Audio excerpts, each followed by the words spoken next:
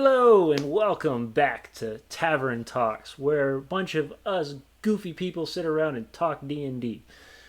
I am, of course, your host, the Tabletop Misfits GM, and I have always brought back with you two of our famous and friendly guests. Corey from Chrysalis Endeavors and Chris from Dungeon Stream. Both of these wonderful GMs are here, and tonight we are talking monsters. If you can't tell, he's brought the Eye Tyrant with him. So, Never leave home without them, guys. so yeah, grab your beers, enjoy your time here, ask questions, have fun, and please let us know if the audio is too quiet because I want to crank that sucker up for you so y'all can hear what's going on. But tonight we are talking monsters. Not just how to use monsters, but how to make monsters and make them feel exciting. Because the biggest problem we run into all the time is you get a group of monsters, you throw them at your players, and your players wipe them out in one round, and you go, yep, right there. You yawn. Exactly. And you move on. And it's anticlimactic. You look at all the crazy movies like the Marvel movies and Lord of the Rings, where they're massively just slaughtering hundreds and hundreds of monsters, and we're going to tell you how they do that and how to do it in a game and make it fun and exciting.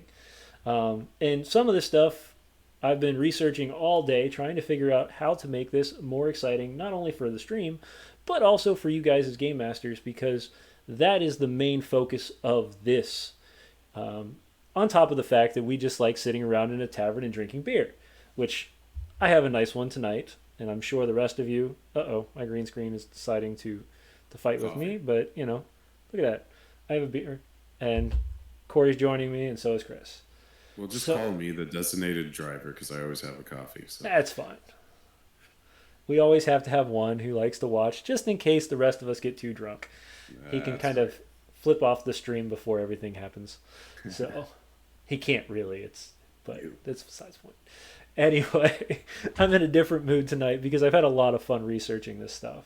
And before we go into any of this, I just want to give shout outs to some of the people that I've researched over the last day and a half or so. Matt Colville, the MCDM, he's on YouTube, he's awesome. The Dungeon Coach, who I've talked about before, has a bunch of cool ideas. Uh, Monsters know what. Oh crap! I'm gonna mix it up. I'm gonna mess it up. Darn it! Give me 1 second. So I want to make sure I say it. The monsters know what they're doing. It is an amazing book that explains what stats mean in a monster and kind of gives you a better idea of what they're actually how their mechanics are supposed to run. And then of course experience, right? Because that's the main reason why we do Yep. this is because slowly but surely we get better and better. So yeah, before we go any farther, what is one big tip that you guys use as game masters to make your monsters seem exciting? We'll go around the corner since Corey's back. He's been gallivanting across the mountains, playing D&D with people for weekends at time. Man, that's like the dream at times to just go away for a weekend and play nothing but D&D for 3 days, right? And but we're glad to have him back. We've missed him. He's been very. The tears have strung down my face. Not really, but if I could, they would. I don't. I don't cry anymore. It's the whole game master thing. But yeah. So Corey, when you're out playing your games and you run into an encounter with your players, how do you make it exciting? So we'll start with description, description, description. If you if you say a group of gnolls comes out of the woods and it that doesn't really give them, you got to describe it. Even if everybody knows what a goblin is or everybody knows what the eye tyrant is, you have to take the time to describe what they look like, to describe their movements, to describe everything about this thing. And then you don't stop when you roll in it. Every time they do something, you want to describe how they do it and what's different and what is kind of odd about this monster that makes them creepy or makes them sinister, whatever it is. That would be my biggest tip for DMs if they want to keep monsters exciting. Consistently describe what is going on in that combat or what is going on with that monster, so that there's a lot to think about. Um, and then we'll talk later because I'm sure you guys have some tips about how to keep the surprises going, when you've got those people who memorize stats. But that's my first tip: describe, describe, describe through the whole encounter. Awesome. Thanks, Corey. Chris, what about you? Well, for me, I have this problem of like giving my players whatever they want. I give them max HP. I give them like really cool starting magic items and starting features and all this stuff. And I find that that kind of really messes with the CR rating. So I've kind of adapted to picking things that should be above the CR rating. And if it seems a little too OP for that scenario or for them and that particular time, then maybe I just don't use a legendary action. Maybe I don't use a resistance or something like that. The only thing other than that I could recommend, especially James, when you mention those who memorize stats, like those players that we all trust that they're not metagaming, but they do know the stats, and we like to throw some surprises at them. So, like, take a gorilla and then I can't remember, some kind of hive lord or something like that from the Ravnica set. Make a gorilla that could eat souls. Like just add an extra little feature. It gains an extra D10 of HP when a creature drops to 0 hit points. Just switch them up. Like mix it. Like you have that gorilla. Now it's an abyssal gorilla. Right, yeah, and then you build the description on so that instead of the gorilla that just sits there and he picks it up and the soul's gone, right? No, you literally chomps down on its head, the blood goes everywhere, Yes, and you see the eyes go a black for a second as the soul is consumed inside of it, right? So exactly. bringing these two big things, these are huge ideas that these two are talking about that really can excite your players. Cocoa Puff is in the house. Awesome. Thank you, Cocoa Puff, for coming. We are Hello, that's my talking wife. we are talking monsters tonight. If you have questions about monsters, since you're his wife, you can ask us because he's already talked about them. So we will continue our conversation. I But talk her ear off. Sorry. yeah, so we're not only going to talk about monsters in this way where it's exciting, we're going to talk about how to make monsters feel real at the same time. And I know this is kind of this convoluted way of talking about this because you want it exciting, right? You want it to be an experience for your players, but you also want to make it feel like there's a reason for this monster being here, right? Because it's so you get into this mindset that if it's not part of the story and the monster just comes out of nowhere, he's just there. But why is he there? If you want to run random encounters, and these are big things that I've been reading up on today, is that these are the reasons you want to look into things: survival, food, territory, things like that. If you can build it around a territorial attack, it makes perfect sense. And then I'm going to take literally copy it directly out of the YouTube video how he says it is then you as you kill the monster you find its lair and some nice loot is hanging out in the lair from a previous adventurer that has been carried off and killed, right? Because these random encounters, you should allow your players to not only they don't have to fight them, right? If you're walking through a forest and you stumble upon a den of wolves, no matter if they're normal wolves, winter wolves, dire wolves, depending on the level of your party, they're there because they live there. So you have to then expect it to be different. So give them those territorial mentalities where if your party runs away, the wolves don't chase them because there's no reason to. They don't want you. And this also brings back the fact that specifically for animals, any creature that has lower than lower than an 8 intelligence is what the book states. For the monsters know what they're doing. Anything under an 8 intelligence, they're going to stick strictly with fight or flight mentality. And a lot of times it's going to be flight because your main focus in the world, no matter if you're a bird or you're a beholder, your main focus is survival. And that's the thing most people don't realize. Now there are fanatical things and zealots and things that are their minds are warped to a point where they believe that there's additional things that could happen. The main focus behind anything is survival. And this is where you have to choose when do you run or when does your creature decide to take off tonight for the and then come back later. And those can be really fun encounters too because you can say uh, as soon as you arrive, six goblins get jump from the trees with nets, throw them down. Four of them stick around to stab you while you're under the net. The other two bail, and they're going to remember you because down the road, when you walk into the log trap, they're going to be the ones laughing behind you, going. You So want to really screw with the players? Give the goblins wings too. yeah, right. You gotta wonder. Then you gotta ask the question, why? Why the hell does a goblin have wings? At It's a that point, new it's a flying. breed. At that point, it's a flying monkey. Like let's be honest here. But yeah, these are the conversations that you as a game master have to really kind of think about in many different ways of how do I make it exciting for the players and why is the monster there?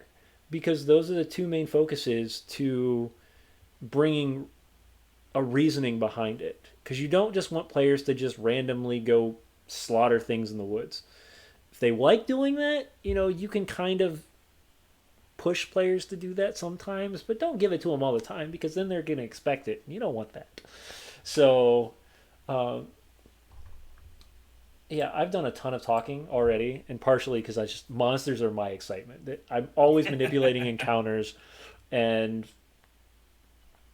my final tip for this is never expect a monster to always do what you thought he was going to do at the beginning. And this is for game masters. This is not for players. Players, you'll never know what we're thinking, and we'll never tell you unless you watch the stream, and then you'll know. So there's Yeah. that. Yeah. Um, Corey, how about on your whole getaway with your D&D thing? I'm sure you gotta have some kind of stories that's a really Yeah, good yeah. representation of what we're talking about. yeah. So there's the first of all, I like the why, right? Why one? Why do the monsters? Why is there conflict? And two, why are you there? Why is the party stumbling upon a den of wolves, Right. right? Or why are they stumbling upon a bunch of shambling zombies in the woods, right? So those two things have to meet up for there actually to be a battle, because if the party's why is to sneak through the woods and find something out about a camp, well, if they run up on these zombies, they're gonna go somewhere else. At least the party should. Now, there can be arguments made that the priest needs to lay these foul things to rest or whatever, right? But you have to have those two things line up. And then the zombies, why are they there? Was there a bunch of people murdered and then reincarnated by some necromancer that's not around right now? What is it that brought those zombies? Or in your previous example, is it the wolves home, and could the party just walk away, right? Just leave? Are the wolves starving? Are they going to run after the party? Um, and then, yeah, I think you're absolutely right about the survival, right? You gotta. It's not about how many things you can kill along the road or to get from A to B as a random encounter. Um, and then something you said earlier about getting rid of like the legendary action, if it's too high for them, I think doing something just the opposite. If you have a den of wolves and your party stumbles into their lair, give those wolves some kind of low level CR2 layer action. Oh yeah, Oh, I 100%. like that. That's So that at the yeah. bottom of the round, something else happens. So that they're like, oh, we didn't expect that. Maybe we should get out of here. Yeah, and then Yeah, you I can definitely you like can that. throw the players off because if they stick around the layer for a while, they're going to kind of get the idea, okay, there's something going on while I'm in here, and then the moment they leave, you remove the layer from it, from the action economy, right? So that allows you then to get a new concept of, okay, if I stay outside of the den, well, the wolves aren't being as crazy, and the vines aren't wrapping up around my legs as I'm while I'm sitting in here, or the pups aren't coming out and biting my ankles while I'm because there's another thing. So for beasts specifically, the other thing is protection, right? So maybe you wandered into the den and there's babies. They're going to work a lot different. So the mechanic of the monster is going to work way different than if it's hungry. If it's hungry, it's just going to come after you. If it's protecting something, it's going to stay very close to that item or that person or that thing. And if it's territorial, it's just not going to leave its territory. So if you leave the layer, you remove the layer action, and most of the time, you remove the encounter. Now, for our players out there, don't think this means you go get a little short rest or a long rest and come back and think that it's going to be the same. Because I'm telling you, game masters know that trick, and we ain't going to allow it. So, Yep. and that's because if you look at the way the game is designed, and this is something that you have to think about in the long run when running campaigns, because the way I run them personally is like an epic adventure. So a lot of times players do have the time to sit down, recoup, which means when you throw a monster at them, it's got to be strong because they're going to throw everything and anything at it, which means that monster might not be what they're wanting to fight. So if you're allowing them to have those moments of pausing and those moments of breaks, then yeah, you want to throw more intense creatures at them. But if you're doing more of the art of attrition, weed it down. Throw the half CR, the 1 CR monsters for a party of level 4s at them, and then let the players go in, try to take their short rest, and then ambush the party. Come on, people, this is easy. and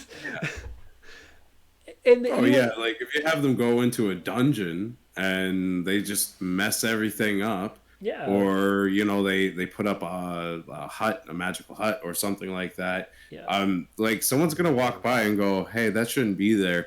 I'm gonna go talk to the commander. Yeah, Lehman's tiny hut is the most corrupt thing in D&D, and I'll admit it.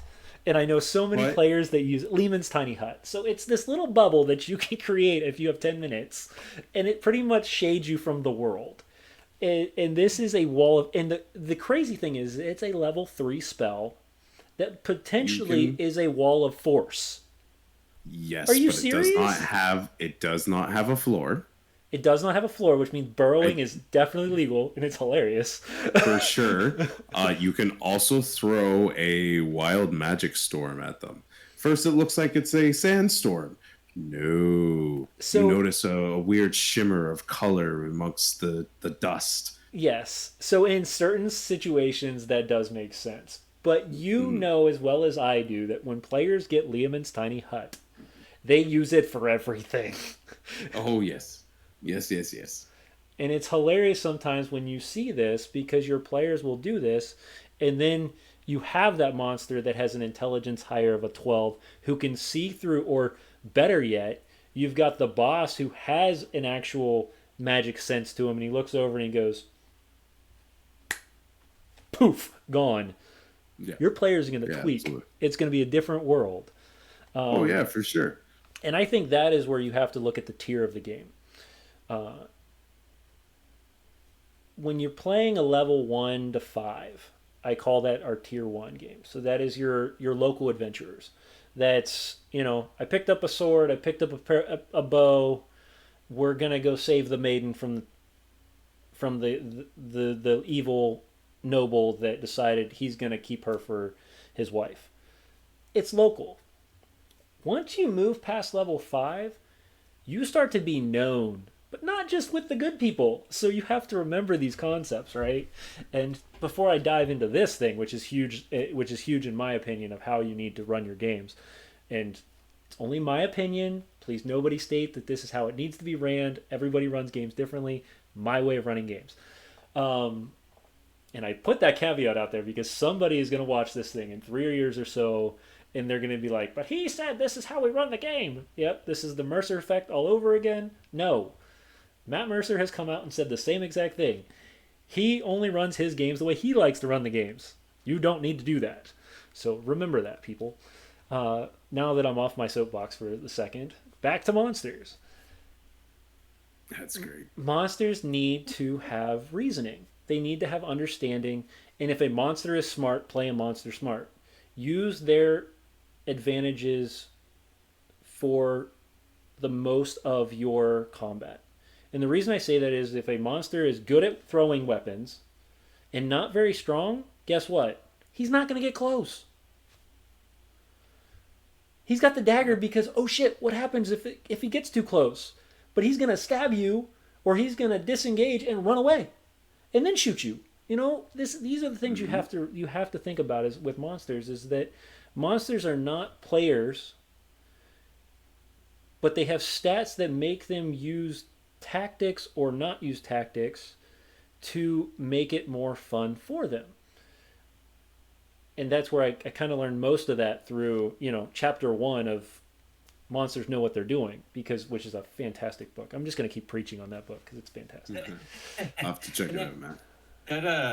You bring up a good point because a dragon played well is pretty hard to fight, right? Like, yeah. Why would that dragon ever land?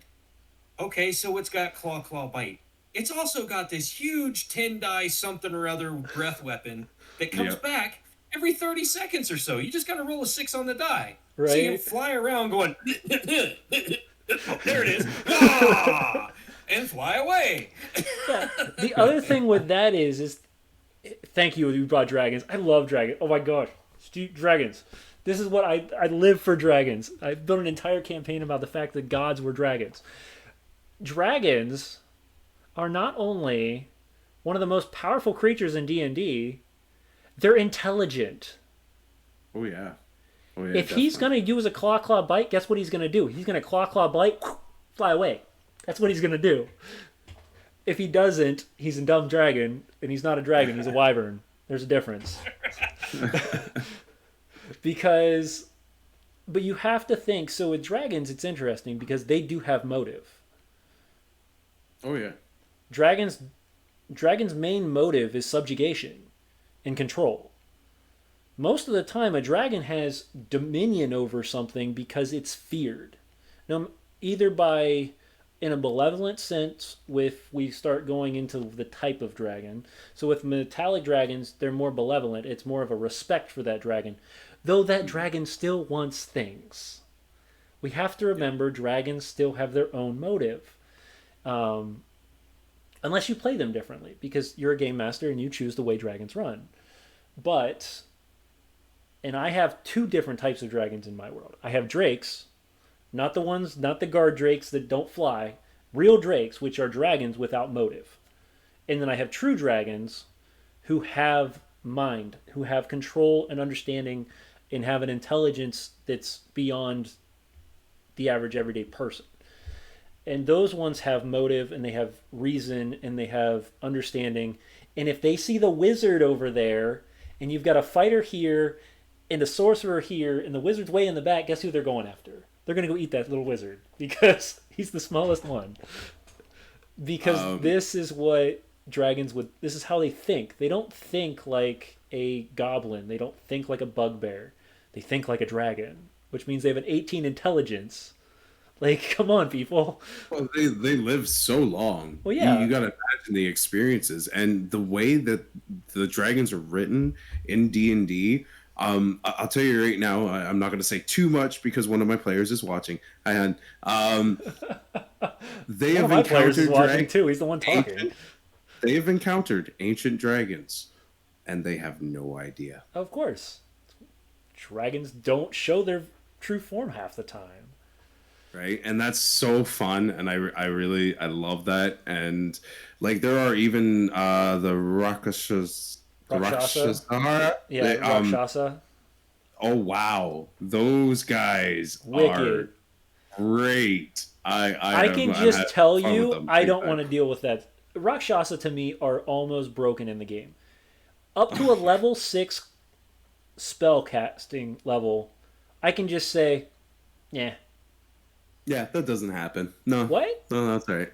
Yeah, But these are the kind of creatures. It's like now we're getting into more like away from I'm an animal protecting my territory, yes. or something like that. Now you're dealing with like now we're getting into like political Yeah, intrigue now. political, religious, the things that humans think, the things that are that the social aspect of the world, right? Because if you're a goblin, your social aspect is, eat, sleep, kill, reproduce.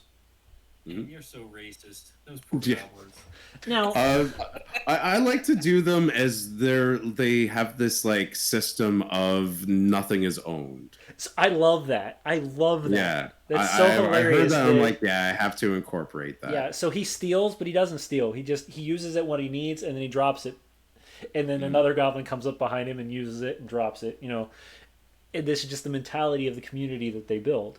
Now, It was my you're mentor right. that brought that up. I grew up when goblins were nothing but mindless creatures of death. D&D has changed over the years, of course, and goblins can be intelligent and they have brain and stuff, and they have if you play them that way. If you don't, then you go back to the mindless goblins and they do nothing but mostly, if you think about it, they're just small Vikings at that point, But yeah, these are the things that we want to talk about with monsters to make monsters exciting, because monsters they're not just there to punish or to bore your players. So if you give them reason or you give them motive, your players will think twice sometimes before going after certain monsters, and otherwise they make sense of why that player is dealing with that monster. Sorry, the beer. Absolutely. Now, we've taken our first half of this to talk about why monsters do what they do, and I went on tangents, especially about dragons. I love dragons. Dragons are so cool, man. They are, and we're gonna probably go back to dragons because Fizban's coming out, which I'm super excited about because it's just more about dragons, right? So we'll come back and maybe next week we'll talk dragons. But I think what we need to do personally, and anybody who wants to follow our stream and do additional help with us and come back with loaded questions that mean something for the next stream, is definitely go pick up that book or go look up videos on certain types of monsters and come back with questions based on those types of monsters, because those are the things that we can break down slowly into the different types and say, okay, these are the main focuses of what a monster can do or their motive of why they do things. Because demons do different things, fae do different things. We had a whole conversation last week on the Feywild because of the new book there. We want to touch base on some of these newer concepts coming out because they're going to be the new mainstream that's coming out here shortly. And I don't know, Chris, if you saw they've launched multiple pictures now with the roller coaster showing. So it's pretty. Oh, they did. Yeah, Okay, they did. cool. So it's pretty exciting. Yes. They've taken a bunch of the 1980s TV show and they're adding into it, and they're saying that literally that was the car. There's talk, and I don't know if it's spoiler or not, but there's talk that was literally what the carnival was in the 1980s show, as it's part of their. Oh, I love that. But back to monsters. The second part we want to talk about is how do we make monsters exciting, right? As a game master, like I said, you don't want to just throw monsters at your players. You want to make them feel like the combat is threatening and the combat is exciting. And never dampen your players from creativity. I have a character right now that I deal with on a bi-weekly basis at this moment, and one of my players is in here right now, but who is a necromancer, and I have allowed him to be a necromancer at his fullest. This man runs around with 17 skeletons. I'm playing Warhammer with this man. Yes.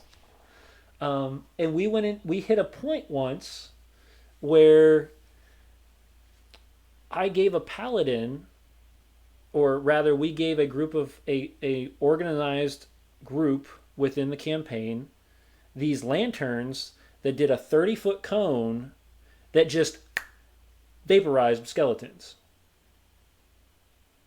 That's awesome. My player Um, was like, "Oh no," because he has a certain amount of spells he has to cast daily, so he loses those spell slots daily to keep his skeletons alive.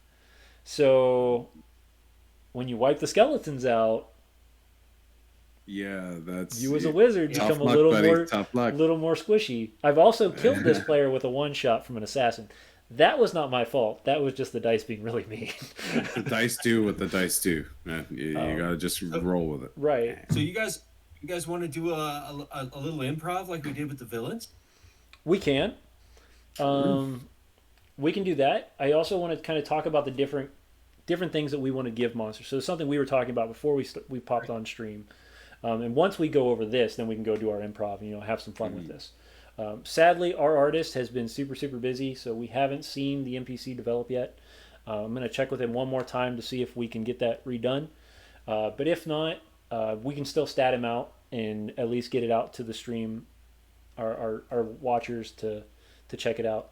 I I'm was also also going looking to. at launching a Patreon that's going to do all this stuff to allow you guys to have archives for all this stuff too. So I was also going to mention the bait and switch. One time I actually put my players to the situation where their best option was to, out in this desert, to get into this hole and take cover. That hole leads to a nest. I believe they're called Kuthrix, very like xenomorphic creatures. Whoa. So I saw But the here's the eyes thing. just boom. here's the thing: these things all of a sudden just start stampeding through, but they're not really focused on the players. The players are whacking at them and they are retaliating, but it does get to a point where they start burrowing away from the characters because there's something much bigger coming up the pipeline. Oh yeah, Oh. a worm. Oh, what's even worse than a group of insects with pack tactics and burrow? I don't know. A worm. So that's like something you can do is just kind of like, oh, you got these to deal with. No, you don't. They're dealing with something else, which you are also going to have to deal with. But it was a really fun encounter, but this also brings me back to be careful what you give your players, because the warlock swatted at the other creature like it was a fly. So he was swatting at all the Kuthrix, so he got a bunch of temporary hit points for doing that. Black Razor is his pack weapon. That was a big mistake. It wasn't. You just you rank the monsters up a little bit and you let him have some fun. Yeah, true enough.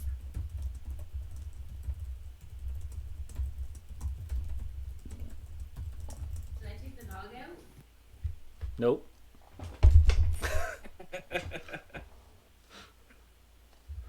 All right. What other things we were talking about? Mechanics. Upping the monsters and mechanics. I think we talked a little bit about giving them layer actions or some other kind of action. Yeah, so we got to remember.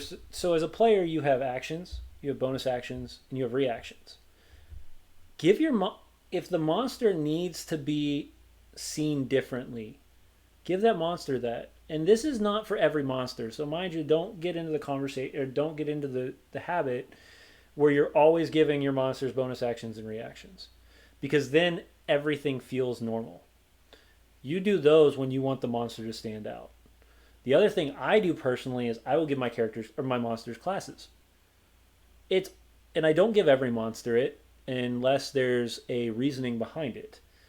But if you come up to, let's say, our group of goblins again, and we talked about this before stream, and the one kind of sits there and it's surrounded by two or three other ones, and they're kind of in this weird huddle, and this one's about 2 inches bigger, has paint all over its face, and as the goblins run after it, this one decides to scream this nasty rage and then run at you. You now have an idea that this one does something different. which is where the description comes in, because you want to describe those differences to your players so that they feel the change that's happened in the game. You never want it to be like, I throw 6 goblins at you. Yes. But this one here is doing something weird. But you didn't say anything. So you don't feel that change in the dynamic. And then as you get stronger monsters and you get more abilities, start looking into the other options. So layer actions, legendary actions, mythic actions if you really want to rank up your creature, which literally mythic actions from the way I've interpreted them is literally changing a monster into like a phase 2 of the monster. So, there's that. And then Matt Colville, who we've talked about earlier, has what they call villain actions, which are done in rounds, where each round you take a monster and you adapt it to what it's doing or its specialty, but it changes the game up every time. So you change the dynamic of the game every round, and you can pick when in the round that you want to launch this. Or you can give triggers for it. So, if the boss runs, or if your character's specialty is keeping things close to you so you can beat on it a lot. Let's pick a Gorillion for example, right? Because they've got 5 freaking arms, or 6 arms, 4 arms, 6, multiple arms. Yeah, a lot. A lot. And one kind of, and they're like, oh, I disengage, and you go, no, you don't, and the Gorillion wraps up, grabs you, and slams you to the ground, putting you prone. Take 2d6 damage. Like, yeah, what? He can only do it once that entire game. But you've now changed the concept of what's going on. Not only is he's prone, and if you do it after the guy's turn, then the Gorillion gets to go, and then he gets to beat on you 5 times prone. So there is that. But that then changes the players to look at things differently and go, oh, our fighter is on the ground right now, and he's in trouble. Because you don't even have to say that it does any damage. You can just be like, no, he grabs you and says, no, you don't, and slams you to the ground. Okay, he's prone. That's it. He didn't do any damage, but now he's going to when his next turn. So those are really cool things to spice up your combat, but you're only doing it once. And that's the kind of the thing I liked about it is it's not something that changes up every round. The other thing is break your combats, or cut your combat down. Don't give yourself so many things you have to think about every time, because the monster's not going to do that. And the biggest thing is with spellcasters. If you got 15 spells, bro, you ain't going to remember 15 spells. Pick your top 3 or 4. Yeah. That's what you're going to run with. If you got a fireball every game, if you got 6 fireballs, guess what you're throwing? You're throwing fireballs. Let's just be honest here. Yeah, for sure. I think another thing that's really good to do is homebrew them up a little bit. Take a creature and give them a resistance they don't have typically. One thing I like to do is zombies. So any of the undead is if they get to a certain point, or if they get slashing damage, you can roll a die to see if one of their limbs will fall off, and you can animate those limbs. That's neat. So you slicing up your zombie, and now you got like he's biting you here while 2 of his arms are going this way and that way. Right. Yeah. The other thing you can do with stuff like that is and this comes from another YouTube channel I've watched. Like I said, a lot of this stuff I just kind of slam together, and that's how I come up with my own stuff. But XP level 3, I think, is no. Yes, maybe. I don't know. Somebody out there in YouTube decided how to do witchery. So The Witcher is all about, if you play the Witcher games, they're all about knowing things beforehand. One of the ways you can do that is if you're specifically bigger monsters, things that people are getting ready to deal with. If your players take time to learn the monster, maybe they can find out something nifty about it. Like, if I dedicate an attack to its wings, it makes it so it can't fly anymore. Or, things that focus. Now, also let your players play focus fire to a point, raise AC, stuff like that to allow the spice of the game up. But Witchery allows it every 3 levels, every 3 CRs, you get a weakness or you get a resistance, and then every 5 you get an immunity. So, but you also reduce the health by like a third because you don't know what you're going to run into, right? So if you've got if you got an immunity creature that can't do that's immune to, let's say, fire, and you've got a fire wizard, guess what? He ain't doing shit. Plain and simple. He's casting cantrips. Yeah. And I think another thing to consider when you're doing your encounters with certain creatures is think of your environment. I will bring up Dimension 20 as an example. They had this in their Fantasy High Season 1. They had an episode where the gang was going up against a bunch of dwarves who had manifested this large concrete golem. And it was way above the players' levels. But that's okay because they weren't supposed to really just outright kill the creature by hacking and slashing at it. He had an environmental hazard that was placed there to make the players go, okay, I'm going to be more strategic. Mm-hmm. We're going to try to tip this guy over into the pit of acid. There you go.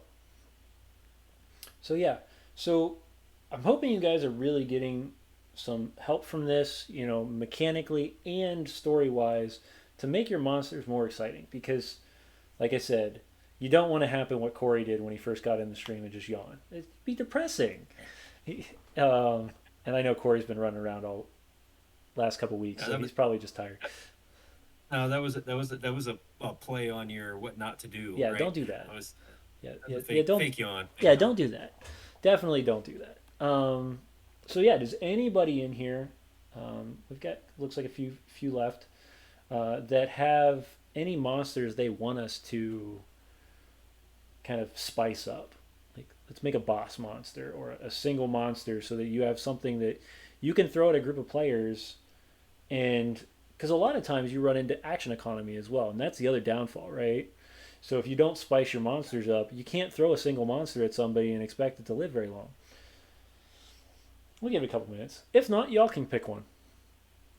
Something maybe let's say the group is like a CR, because I'm not going crazy. I don't want to sit here and build a level 20 monster. It's gonna take forever. But like let's throw a CR, like a group of like level 3s. They're just getting their subclasses. They've all got some neat new skills that they want to play around with. So like kind of like a bugbear level kind of threat for like level 3 play. Yeah, okay. If we're gonna play like a boss one, I would say like a bugbear. Okay, we could even give it a legendary action. There aren't very many CR3s with legendary actions. He's a boss. I don't see why not. Right. I don't know. Right. What do you guys think? If we don't get somebody, I'll throw one out. Hold on here. CR3. I'll give you your choice between two. How's that? Okay. You can either choose a Basilisk or a Displacer Beast. Which do you want to run with? Oh, let's see. I love running Displacer Beasts, and I do nasty things with those. So we're gonna go different, and we're gonna go Basilisk. All right, Basilisk it is. All right, so let's talk about our first thing here that we were talking about is the why. So why is this, reptilian horror with a stone gaze? Why? First of all, where are we going to run into this thing, and why is it a danger to the party? Is it hungry? Is it protecting somebody? Yeah. All of those things we were talking about earlier. What are we going to... Okay, I actually have in one of my campaigns a community of dwarfs that have domesticated basilisks and given them saddles that they can actually, so they can command these creatures and mount them. So it could just be that they're domesticated and, they're there to protect their territory. Okay. Maybe. I So don't know. Just an idea. domesticated. So we're domesticating. So before we do that, so if this is the case and we're going to run it as a domesticated, it'd be more of a boss monster in my opinion than it would be just a single monster, right? Because you're now Hmm. riding it. So what you do is you have dwarf, you know, Durgar Basilisk rider, right? It's Yeah. first off There you go. scary. So you in this encounter you'd have minions first, and you can do minions in multiple ways. So you can do minions as just do it the whole Helm's Deep uh, fighting style for Lord of the Rings, where just give the monster one hit point. Have 25 of these things just rush it. You know, it coming out of a gate and just charge your players, right? And then you watch as somebody just goes, "Oh, really?" and casts a cone item and they all die just immediately. Your players are going to look at things way differently and go, "Oh, that was different." Now, then what you do is as the whole party, and you can even do something crazy like send five additional uh, guards running out of the back of the gate every round as kind of like a layer action, right? Yeah. But after the first swarm that go after, you have this rampaging basilisk with this dwarven battle hammer in one hand, thing in the reins in the other, just charge through, whipping across the gateway, and you can see that anything that its eyes gaze upon instantly turns to stone, manner good or bad. Oh yeah. Yeah, I love that idea. So Um, then what you have to do is you have to look at these things. So first off, you crank that dude's AC up probably by 2, right? So that he can't mhm. get hit as easy because he's on a basket that's flailing around like crazy. Um, you crank his HP up another to the max because he's a boss. You want him to be the strong guy, and then you take that moment and you start going is okay, now we're going to start looking at the actions. Now we're going to start looking at exactly what this character is built for and what he's here for. The main thing is he controls the basilisk. So now you've got petrifying gaze, which is a huge thing for a basilisk, right? Um, and you could give him a bonus action that once a turn, if a creature within 10 feet from him is petrified, the dwarf grabs it and throws it. Oh yeah. Yeah, that would be great. Because you want to play on the creature's strengths, right? Because if, Hmm. and then, even if it's nothing, and then, take 1d6 bludgeoning damage because it's a rock now. Um, and then it wastes away some of your minions at the same time. So it changes the dynamic every time. Um, and these creatures also have a bite, and you can even rank him up a little bit and say, okay, he has a bite, and since he's domesticated now, give him a different tactic. Give him something like pounce or Right. charge, Rip. Hmm. something, stomp. Yeah, charging ability is really good. I gave him in my campaign that I used them. They actually have eye guards that there's like a little lever for the mounter to be able to. So they also have blind sense. These Oh, ones. I was gonna say they're just running around blind. No, no, no. They've been adapted to that. These guys have been Okay. working on this for a very long time, trying to use these creatures to their benefit. So they got a little cyclops like thing. Yeah, yeah. Yeah, Like, yeah, yeah. Exactly, exactly. he's got the old man visor on, right? So you just it's like the shat. It's got like windshield wipers for yeah. So yeah. So you like I said, you're making the monster feel different by doing these change ups and actions and reactions and bonus actions. Now I'm gonna put you guys on the spot because Well, I I got an idea for this domesticated basilisk for a okay. second. I like all of that as being a bad guy, but I also like this domesticated basilisk who they run across and it has an empty saddle and it's being very protective because the rider is somewhere nearby wounded. So they could fight the Ooh. basilisk, Yeah. or they could try and figure out what's going on here, and Hmm. then they might get a positive like NPC interaction. They rescue the guy, they save the guy, they get something. I like this whole domesticated monster Hmm. that they can come across, and you know I might it. use that. Yeah, so So it yeah, kind of because goes into like the frenzy mentality, right? So right, it's unsure of what to do because it's released. So and it knows its owners fallen or hurt in some way, and it's just kind of going off on its own, doing its own thing. Now, me as a player, I'd be like, "That's a basilisk. It needs to die."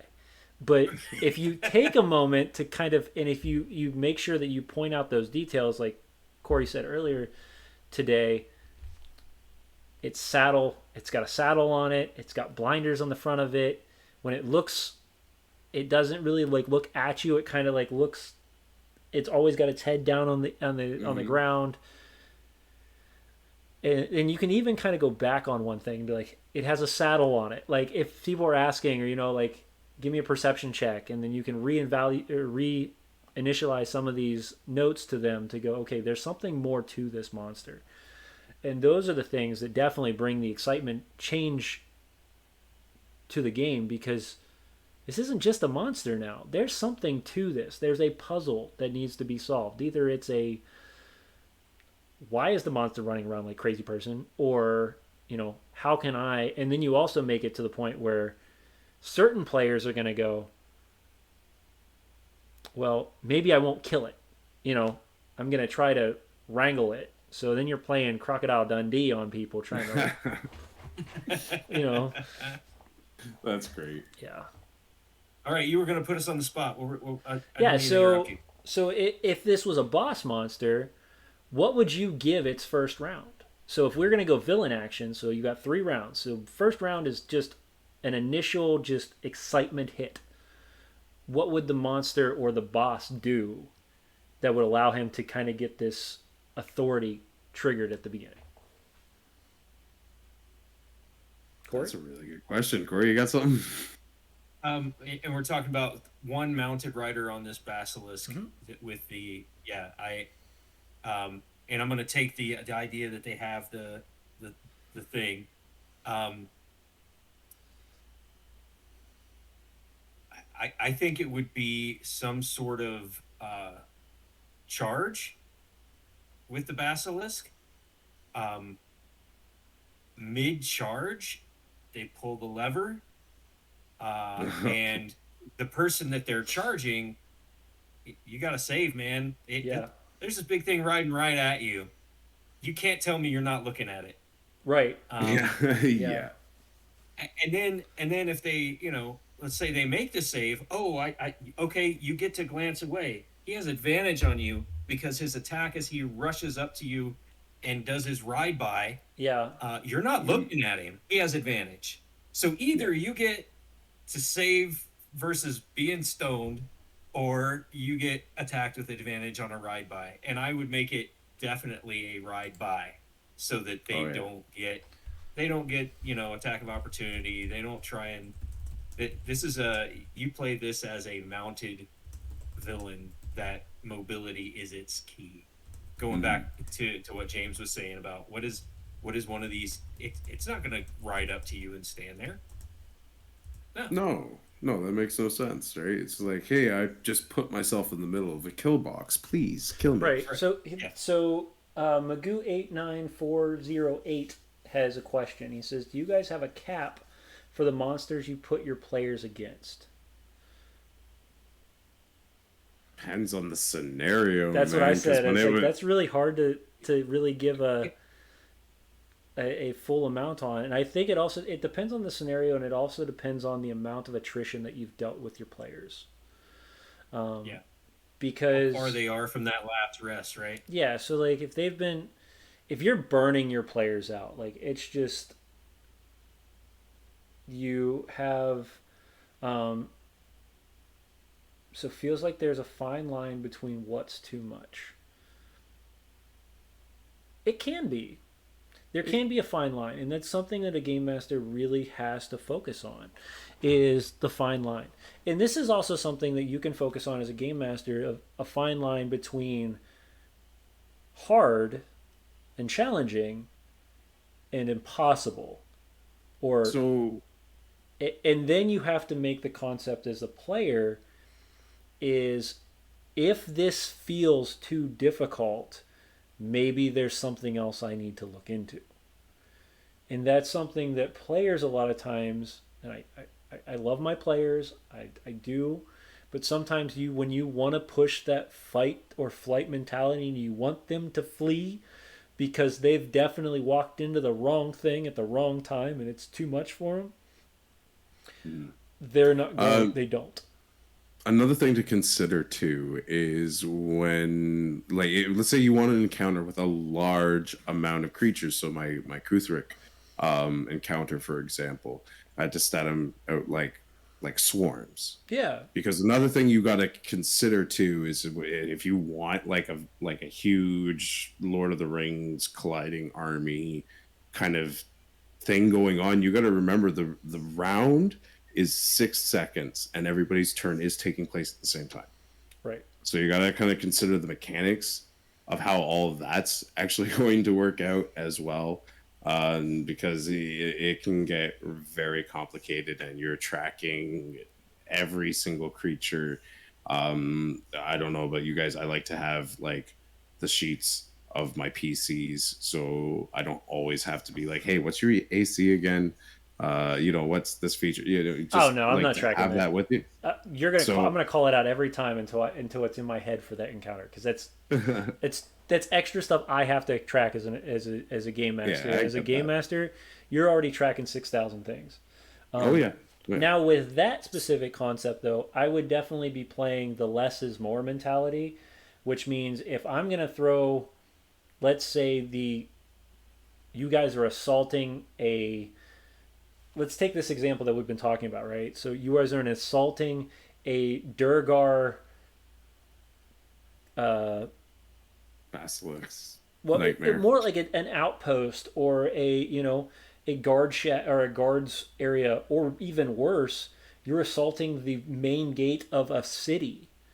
You're going to deal with that massive. You want your players to feel that there is a overabundant amount of people that can come try to kill you, because you don't want them to be like, oh, I threw six of them at you. Yeah. Is there really only six guards on track in a massive city? No. But this, like I said, this is where, if you're trying to make that feel of the Lord of the Rings feel, where they're knocking six, seven creatures out at one time, right? Or you want people to feel the difference between the average everyday monster and the monster who's there for, with purpose. So in your specific case with the can't pronounce those things. Kuthrix? Kuthrix, I those think things. I'm saying these right, yeah. And I don't know. I couldn't even find a picture of it. I'm gonna have to look it up when I get off stream. They're cool, Um, man. Yeah. They But look like Zerg. oh, okay. I'm thinking on keg because I was looking on kegs earlier. So, but the Kuthrix, right? So you've got this swarm mentality, but you also have to remember that if they're in an area where they're always being attacked by something else, the game doesn't the the encounter doesn't have to be one sided at that point. You have a Mm, three-way battle going on.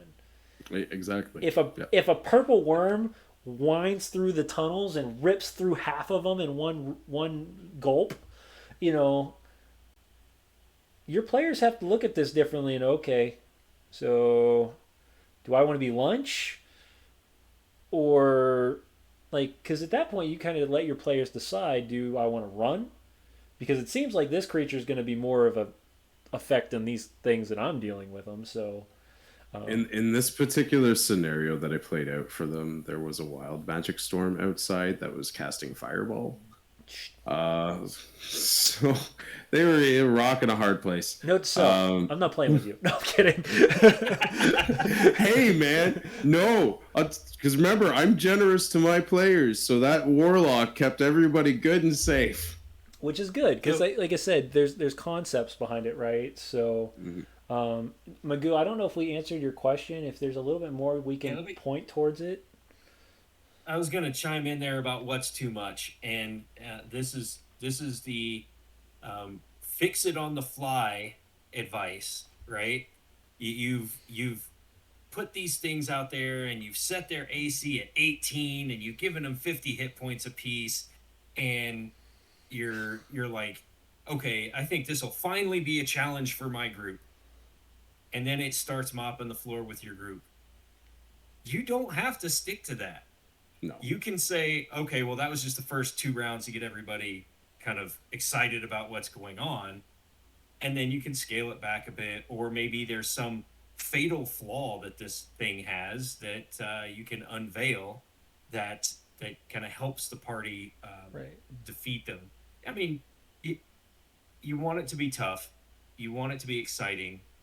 You want to be descriptive and show the players why this is an exciting combat. Um, but you don't have to bring him down to a single hit point to win, right? Yeah. And I guess I do a lot of that, fixing it on the fly. Ooh, I overpowered this one. Let me fix that on the Yeah. fly, and it takes some realization on your own part whether you overpowered it or if the dice aren't being nice, Yes. right? You have to, because if the dice aren't being nice, maybe you let it roll and it'll work itself out. Yeah. But if you really went, oh crap, we've had 2 rounds of combat and they've hit this thing once, yeah, I might have messed up. Yeah. I might have made this overpowered or whatever, and then you kind of fix it on the fly. Likewise, you can fix it on the fly if it's too easy too. Yeah, absolutely. So And I will say one thing though, if you're fixing it on the fly, don't just start fudging numbers. Come up with something that's creative. yes, You know, one thing I've learned from multiple game masters is leave the herrings in the room for combat that they don't notice. So, and what I mean by that is on the maps that you guys run, or if you're running through a um, theater of the mind, describe random things that might not be used. So the random orb that sits on the left side of the tower or of the column, right? Or the faces that can be seen on the temple wall or the temple door. You don't always have to use it. If the combat gets too easy or too hard, ignore it. But if it doesn't, you wait until 60% of the players are right in line to that and you go, "Hey, everybody roll me a dex save."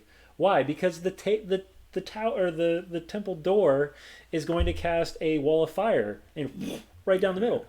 Now you all have to figure out a new concept and the dynamic instantly changes and things get exciting again. Yeah.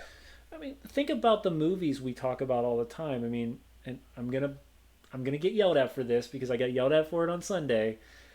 But one of the few movies that really would probably help me in D&D a lot that I've never watched, and I don't know why I've never watched it. It's just I've never gotten to taken the time to do so, and I'm gonna make sure I take my time to do it.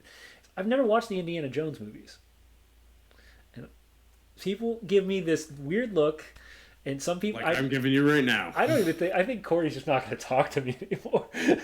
yeah, I got to turn my camera off now. I'm walking away. I'm out. Wow, and I've lost everybody. I didn't know that was the one movie I needed to keep up. But those things that they do in those movies, and it's not just that movie, it's any movie or any video game that you play where random traps just fire off. As a game master, you have that opportunity to do so, to level the field out a bit, make it a little more exciting or make it a little more, or don't rather. Like if you have all these extra plans ready, you have it ready for you just in case that encounter gets too easy, but you also have it so that it's not at the same time. So Let me see. I'm gonna do a quick glance real fast because I have a player who, seeing if he's still in here. He's not. He'll watch this later, but that's okay. So I did this in one of my games where the encounter became a level of attrition, and personally, I try to keep my campaign or my encounters at under 5 rounds. After 5 rounds, it's just a hack and slash. Just play, get bored with it.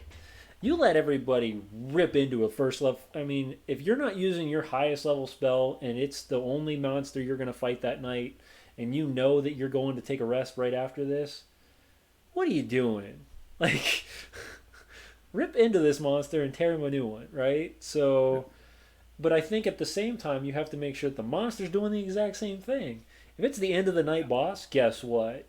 It should be a 4 to 5 round boss battle to the death. You know, you make it so that people are sitting there on the edge of their seat. The boss is doing his stupid monologue saying that he's the best and that nobody's going to defeat him. I mean, you ramp it up every round, and then you watch him die and you let somebody do an amazing kill on it. But if you run it for 10, 15 rounds, people are just like, I'm out of spells, I'm exhausted, I don't want to do this anymore. Like, I swing my sword. I swing my sword. I swing my sword. I swing my sword. Yeah. And you turn into a bugbear at that point. I swing my sword. Yeah. So I like what you said about kind of prepping for those on the fly things, and I think you can do this both ways, right? So if you're describing the monster and there's different things about the monster, for example, if you're fighting a bugbear, right, and you want to up it a little bit, and you describe this monster, and maybe there's this shamanic totem on his chest, right? You just describe it at the beginning, but that gives you an out later. Like, okay, round 2, you're kicking their ass with this bugbear. Yep. Okay, everybody give me a perception check. Well, you notice there's something about this totem that's glowing. Somebody can just snatch it off of him, and all of a sudden, he's much weaker, right? Right, yeah.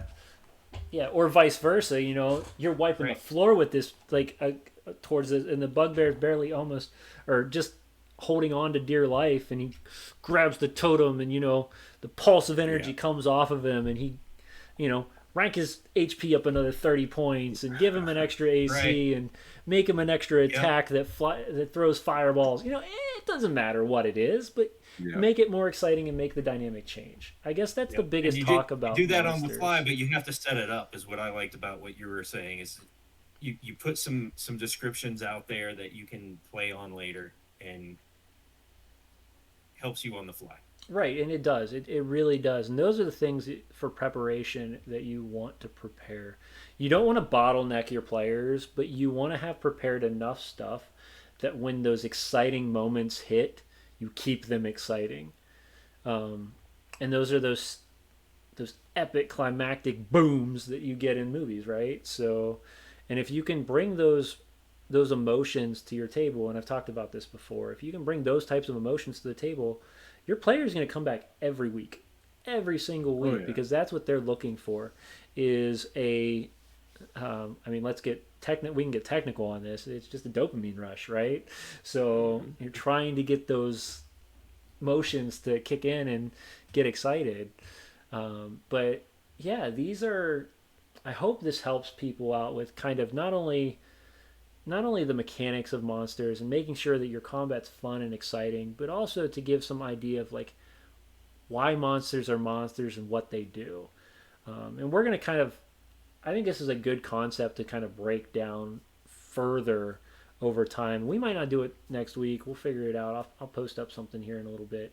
I think what we're going to do next week, just so that everybody can be ready, and anybody who wants to come back and hang out with us, we're going to talk Fizbins next week because we talked about dragons, and now I'm excited about dragons. So that's what we're going to do next week.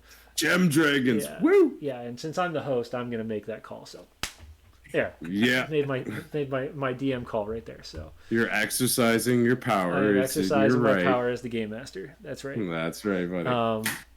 But no, I hope everybody does get something out of this.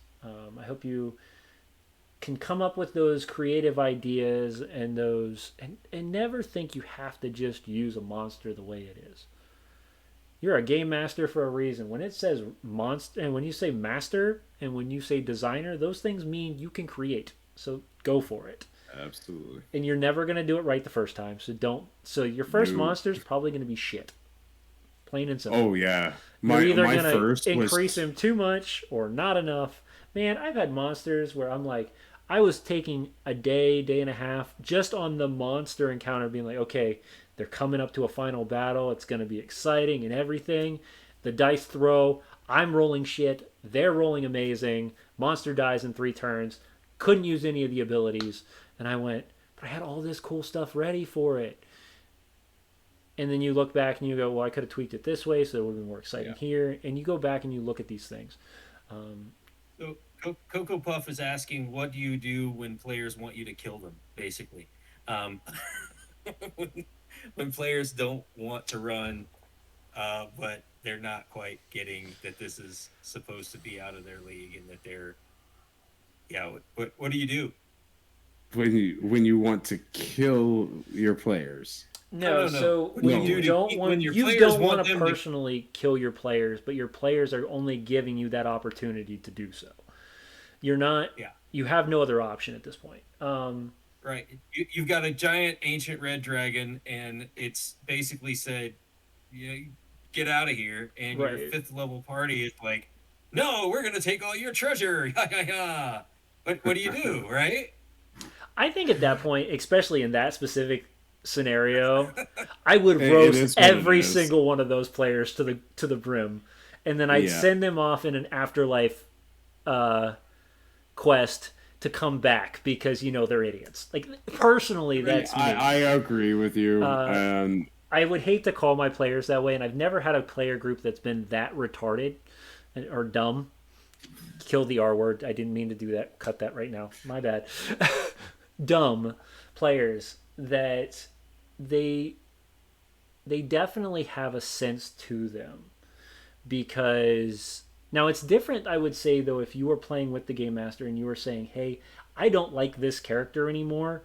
Can I get rid of him?" Yes. At that point, if the Yeah. T-Rex walks up and you have the opportunity to eat that sucker whole, go for it. Oh, Go for it, absolutely. girl. That's what you got to do. But Yeah. and those moments are fun and exciting, and for the rest of the players, if they don't know what's going on, terrifying.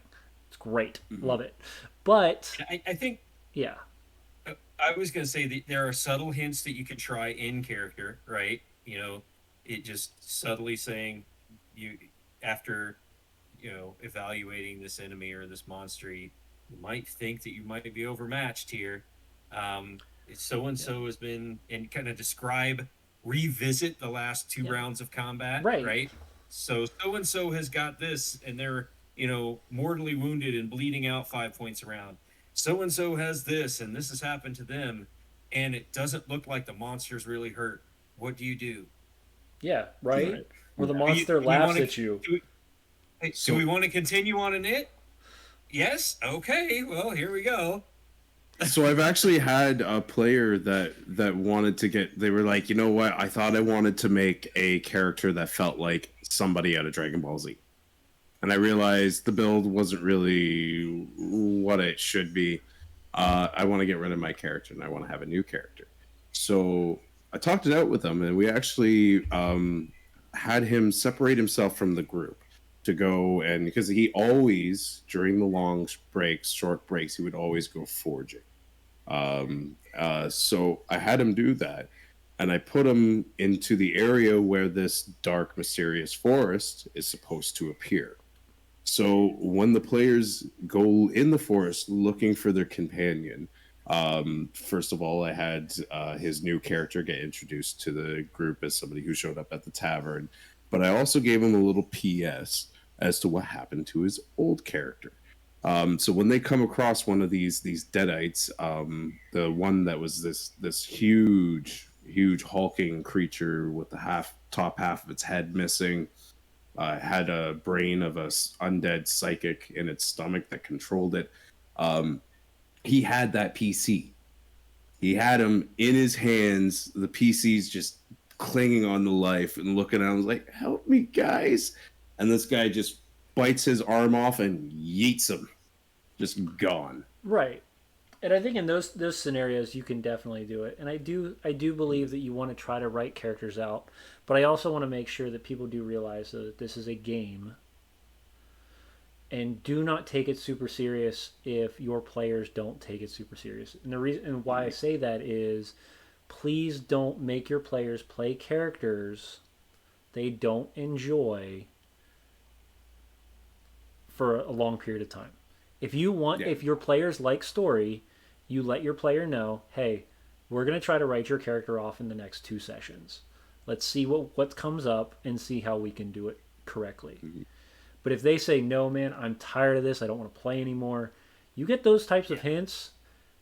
All right, man, roll up a new character, somebody you're going to enjoy, and we will find a way to get you in next week. And it can be as simple as they run into a new person in the bar. I hate that I've had to do it. mentality, but if you Yeah, have to do it, you have to do it. And I've had to do it about 4 times. it's gonna bring your characters, it's going to bring the dynamic of the game back to what it is, which is a team-based game. Because if somebody's not playing a character they enjoy, they're not going to be team players. They're just Right. not. Right. Yeah, they're gonna go kamikaze all the time to see how they can get that thrill. How can I get this dopamine? Yeah, So I can answer Cocoa Puffs here, and I think it goes back to the very beginning thing that I said. If it goes back to description. If you want to keep people, and the question was, how do you keep trying to have conversations, find other ways other than combat, right? How do you give those options? And I think it goes back to the description. When we talked about the basilisk that was protecting its wounded rider, right? It's about the description, and it's about within that description putting little things in there to give other options other than combat. As you describe what they see, you realize, hey, this may not be just a monster of the week fight. There's more to this, and see what they explore, especially if you've already had a couple of fights that night, right? They might go, okay, I've got my fix of combat. Let's see what other options there are, and I think that players will quickly look for those opportunities to do something different. oh yeah, absolutely. And there's lots of monsters out there that have things written in their character sheets about how they are and how they function, that you can definitely have a lot of diplomatic solutions for the combat. Like these guys here, I'm almost certain you could definitely do something diplomatic with a beholder. Oh yeah, You don't they have have a to fight. motive. Yeah, exactly, Now right? So a death tyrant might be a different story. yeah, yeah, fair enough. That's scary too. Uh, But yeah, no, there's you should always be a little open ended with your combat to have all these various options where it doesn't have to be hack and slash. It could very well be, like you have a warlock that deals with a lot with illusions and mind manipulation. The you have it so they can terrify the creature to the point where yeah, it's gonna take off. It's not gonna continue the fight. It's just gonna go. And yeah, you just got to be open to that. No, I completely agree. Do you guys have any more questions? This has been great tonight, answering questions and having a good time talking about monsters. Like we think it's funny, but if you think about it, monsters are probably a good 30% of the game, right? Because Yeah. out of the three different views people mostly do is combat, exploration, and social, and monsters can be involved in all three technically. So, um, yeah, is this? I hope it's helping people, and as especially tonight, since we've dug into monsters pretty deeply, and we haven't been too off topic this tonight. So the beer hasn't set in too much. Also, if you want, you can always join our Discord channel. We can get you in part of in the notice board where you can ask questions there, and we'll bring those questions up on the stream. Um, You can check us out on YouTube. We post these up every week, along with our stream itself. And we also have a blog form on our website. So, and then on top of that, because I don't want to discredit our wonderful co-host, Corey here runs also another stream called Chrysalis Endeavors on Twitch, and he's got another's. And you can see our show on his Twitch as well. So, is there anybody on your Twitch that's asking questions, or are we pretty quiet tonight? No, pretty quiet. Had some people jump in. I actually have it through OBS, so I can't see if they're still in or not. Because I'm actually watching your Twitch on Twitch. I appreciate it. Yeah, well, hey, had a couple people jump in. A few people lingering. Yeah. They said this is a pretty in-depth game of Minecraft. I don't know what that is all about. But yeah, I know I've had a good time.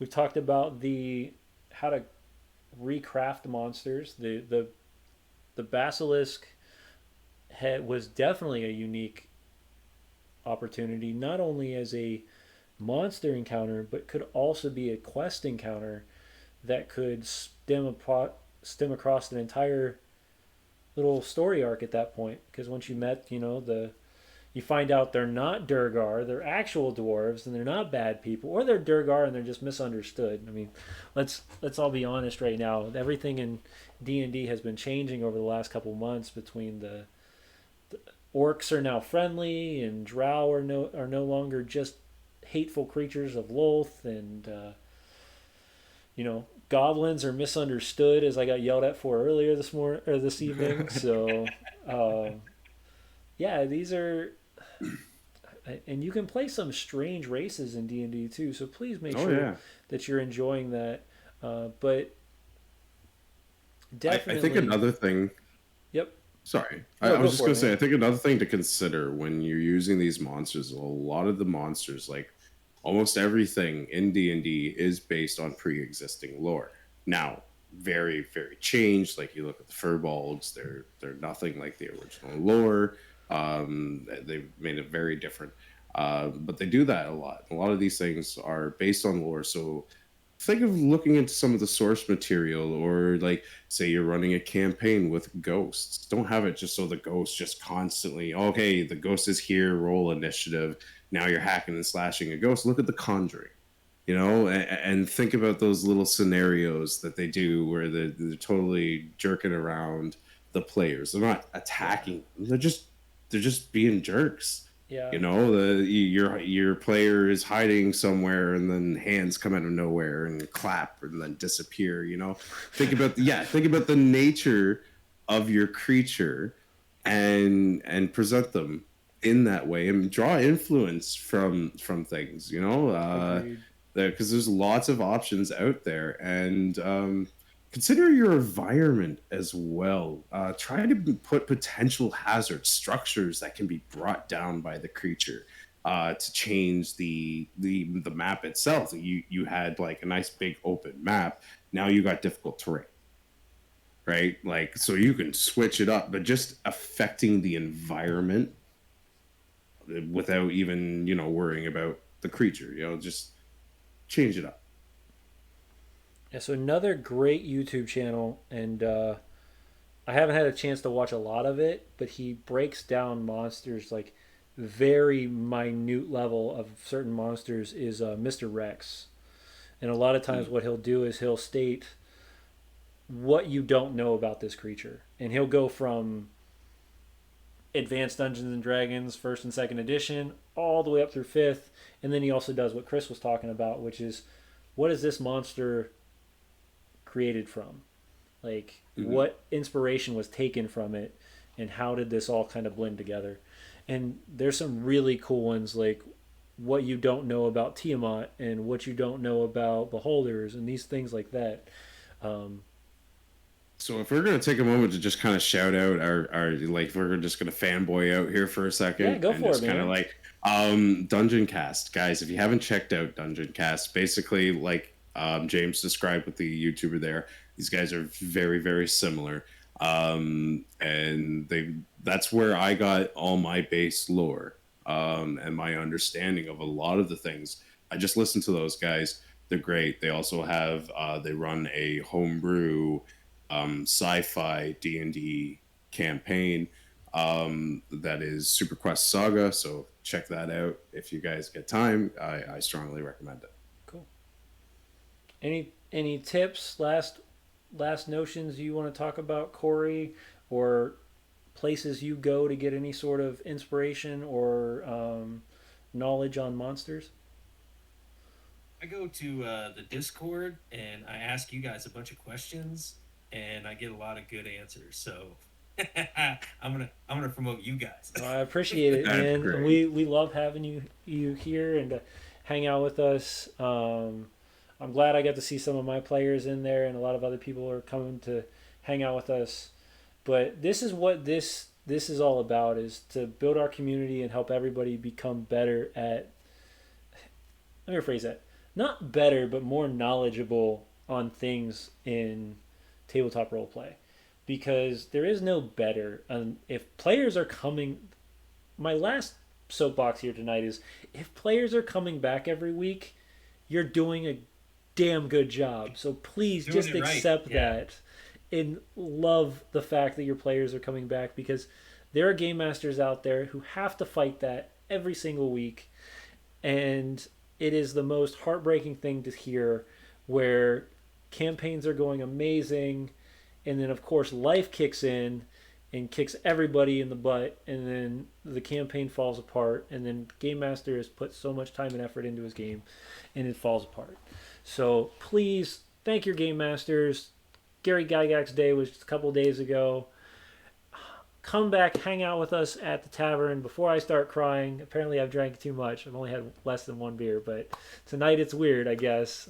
Very emotional on this whole Full concept. moon or But definitely come back, hang out with us at the tavern again, and make sure that you are thanking your game masters, because they put a ton of time and effort into all their games.